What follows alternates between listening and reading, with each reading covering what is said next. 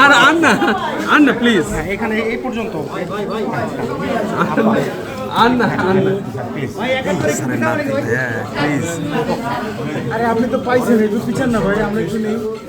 অভিনন্দন। না না, কই পাচ্ছি, আমি পাইলে তোমাকে দিয়ে দেবো, চিন্তা করি না। না না, ইংলিশ মানা করছি।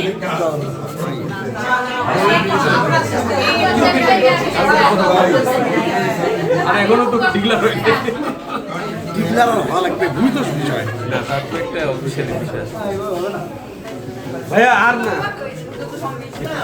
এই যে দেখেন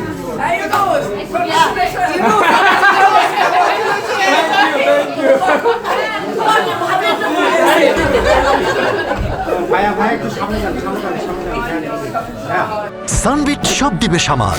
সানবিট ম্যাজিক প্রেস ডিশওয়াশিং এর মাথা ঘোরানো সলিউশন।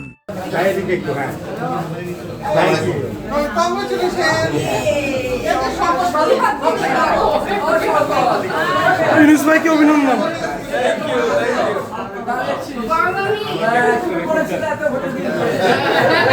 কি বলবো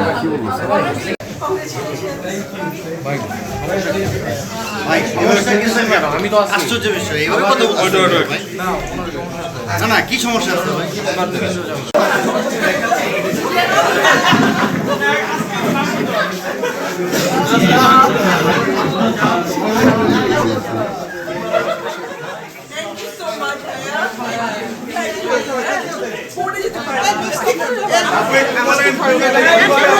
আপু আপু আপনি কিছু, আপু কিছু বলেন, আপু কিছু বলেন।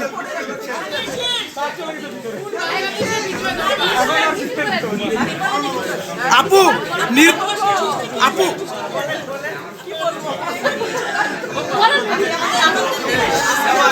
আজকে আমাদের বাসায় মনে হচ্ছে আমরা ঈদ উৎসব হচ্ছে।